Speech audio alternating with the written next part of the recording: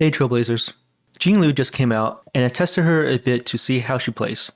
Iron ranked her in S+ tier in all damage categories, and I have to say I agree. She does a crap ton of damage. My fastest clear in MLC Side 1 used to be 3 cycles, but now I can consistently do it in 1. But I also found her to be a bit annoying to play, and it all has to do with her talent. Let me explain. After gaining 2 stacks of Syzygy, she enters a buff state that gives her a massive amount of crit rate and attack. This is what makes her so strong, but it also means that she's really bad outside of her buff state. The gap between her unbuffed and buff state is huge. Her A6 talent strongly encourages you to save her ult for when she's in her buff state. Her signature light cone is also specifically designed to work with her life drain effect in her buff state. She basically switches between a 0 and a hero depending on what state she's in.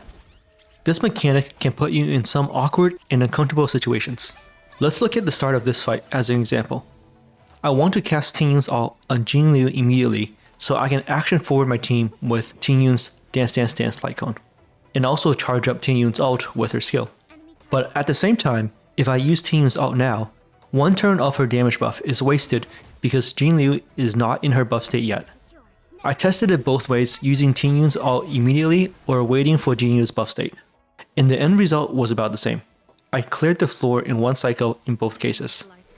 The ambiguous decision on what is the right play makes it frustrating for someone like me who wants to optimize my gameplay. It's really hard to tell which one's better. This first example also showcases why Tingyun is so good with Jingliu.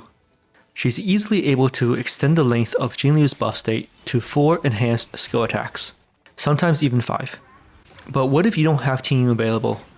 In my next example, I'm using a Jingliu team with Asta. Jingliu is able to keep up her buff state for 3 turns by herself. In this fight, she's almost able to get her ult back after her 3rd attack from the energy of defeating enemies.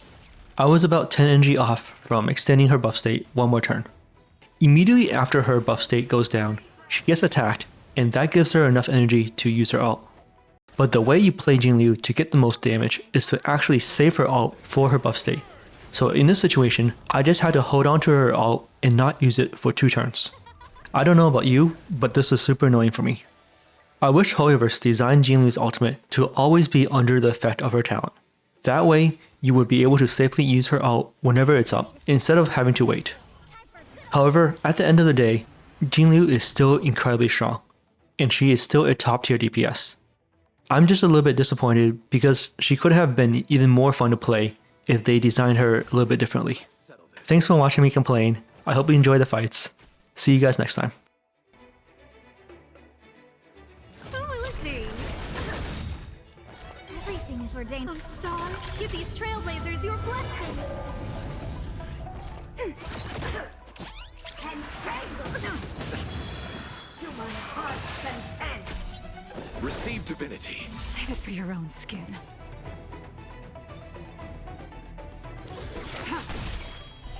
Blade of moonlight.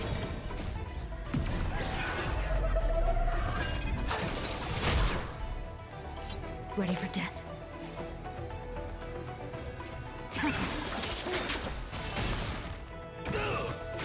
Let's settle this. Who invited you?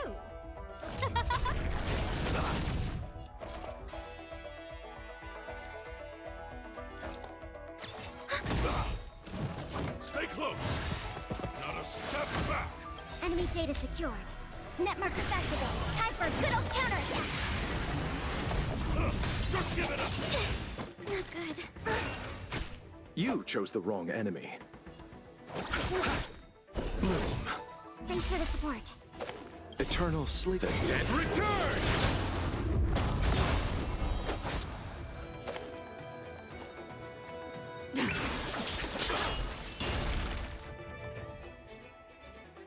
Who will it be?